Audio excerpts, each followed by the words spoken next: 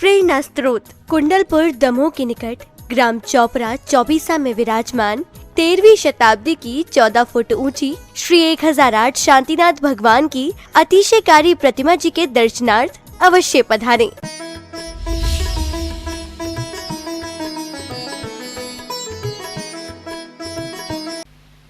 बिहार के काल में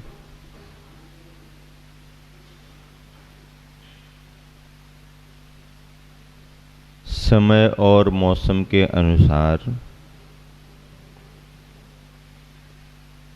आचार्य संघों के लिए निर्णय करना पड़ते हैं।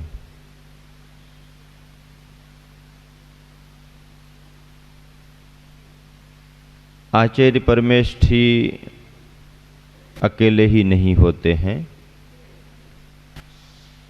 उनके साथ शिष्य समुदाय के रूप में उनका संग भी होता है। और जिस समय आचार्य महाराज संघ को लेकर के विहार करते हैं तो उन तमाम परिस्थितियों पर विचार करते हैं कि केवल उनके लिए ही नहीं बल्कि संपूर्ण संघ को भी अनुकूलता रहे।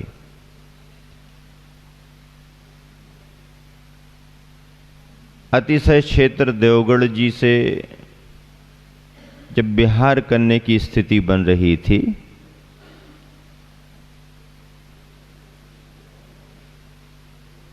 तो उस समय असमंजस की स्थिति थी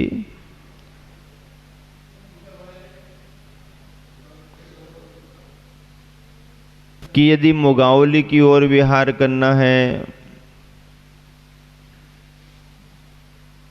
तो बीच में बेतवा नदी है,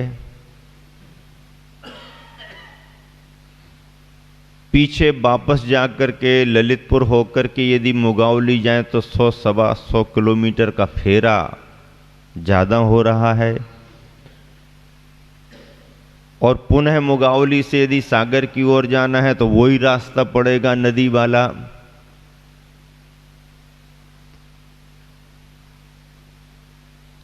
या दूसरे रास्तों से निकलेंगे फिर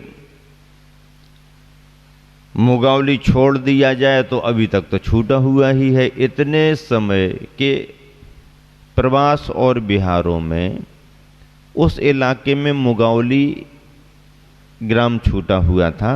समाज का बहुत बड़ा समर्पण भाव, त्यागी वृत्ति भी बहुत, मुनि महाराज आरिकाएं भी मुगावली की बहुत थीं।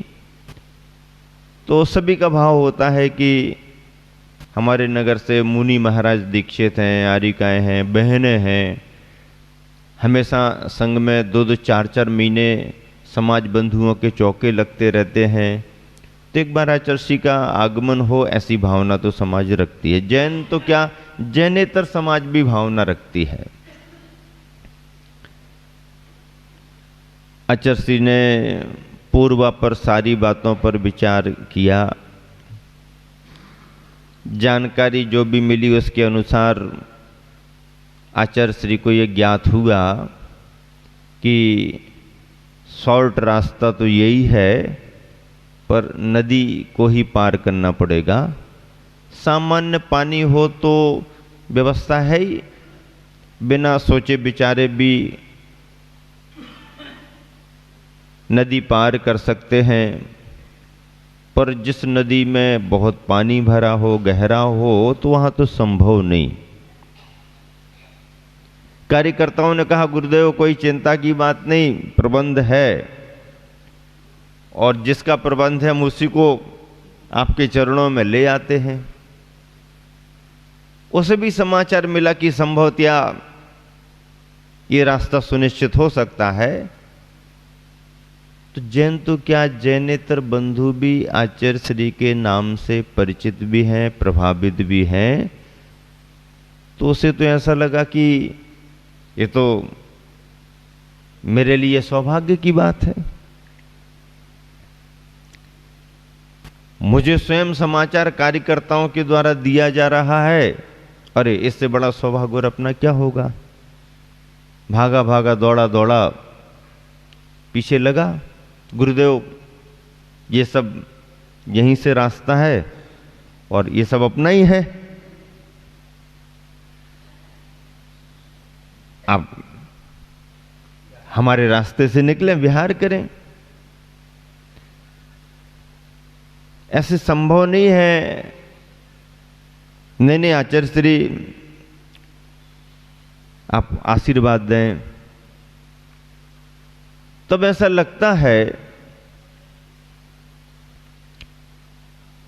कि आचार्य श्री ने पूर्वा पर यह विचार तो किया ही होगा, जानकारी तो मिल ही जाती है कि नदी तो नदी है, पर नदी में बांध बनने से मत्स्य उद्योग का बहुत बड़ा ठेका हर वर्ष होता है और ये इतने बड़े रूप में ये हिंसा का काम होता है, ये बंद होना चाहिए, बंद होना चाहिए। अब बंद कराने के लिए जिससे बंद करवाना है उसके अंदर उतना भाव जगे भी तो, उतनी उसकी निष्ठा आए भी तो। इतना बड़ा ठेका टेंडर लेकर के रखा है, वो धंधे पानी के हिसाब से उसने पैसा लगाया है, तो निकालेगा कि नहीं निकालेगा वो? अपन क्या सोचते हैं, हाँ छोड़ देना चाहिए उसको, ठीक है छोड़ तो देना चाहिए। अरे वो तो अजैन है तो श्रद्धा में आकर के कुछ भी करने को तैयार होगा। अरे अपने धंधे पानी में तो जैनी भी हो तो 10 बार सोचता है। अरे भाई कहा तो है महाराज जी ने, अब लेकिन अब देखेंगे बाद में, अभी तो महाराज जी, हाँ महाराज जी देख लेंगे।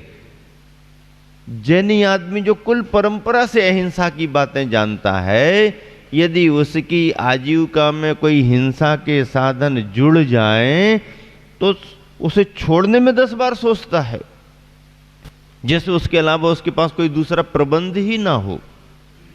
अरे भाई जैन कुल में जन्म लिया है, तेरा पुण्य है, कुछ ना कुछ पुण्य लेकर के तो आया है। आजीविका के ढेर सारे उपाय हैं, ढेर सारे साधन हैं, उन पर विश्वास रख, उनमें हाथ डाल, तेरा पुण्य होगा, पुरुषार्थ होगा तो वहां भी सफलता मिलेगी।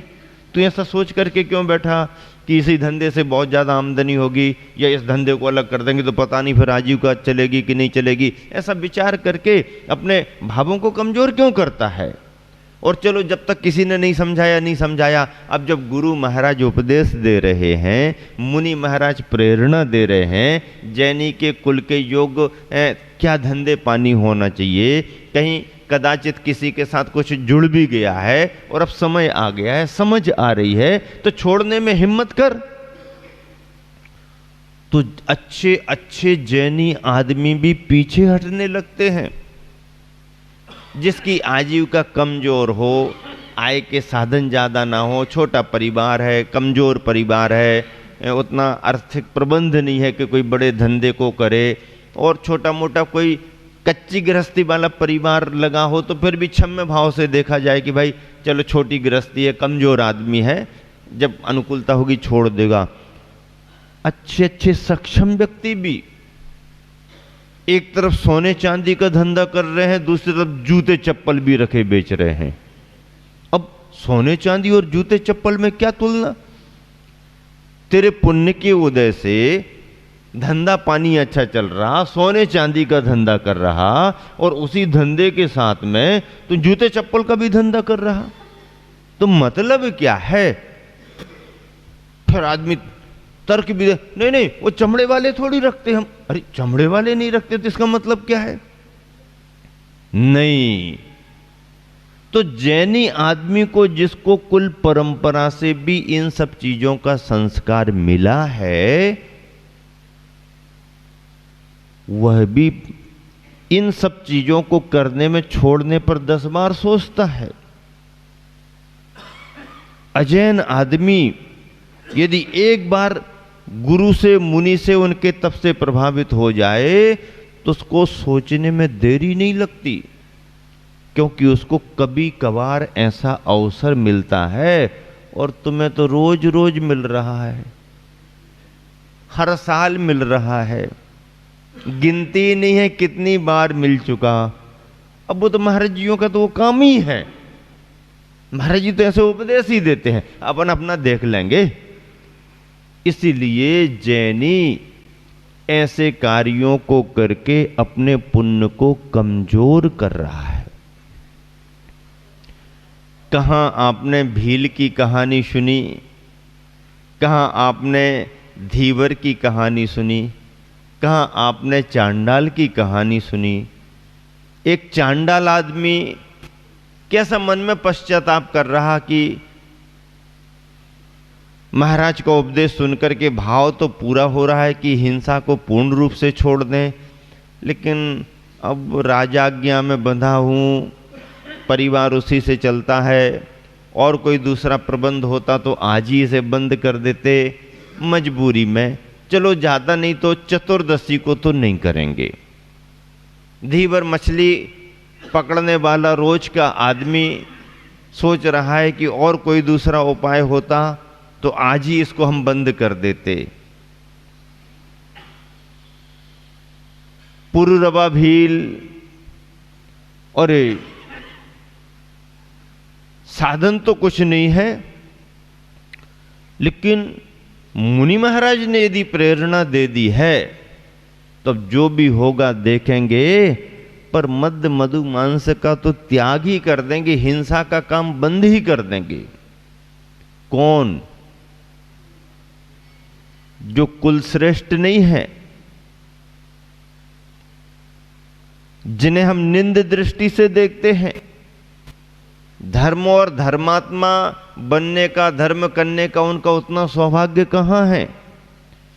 लेकिन तीर्थंकर भगवंतों की दिव्य देशना में आया है कि जन्म किसी का कर्म योग से भले ही कहीं हो गया हो, लेकिन यदि उसका कोई पुण्य काम कर जाए, भवितव्य भाव जाग जाए, तो उस पर्याय में भी वह अपने कल्याण के मार्ग को किसी न किसी रूप में प्रशस्त कर ही सकता है।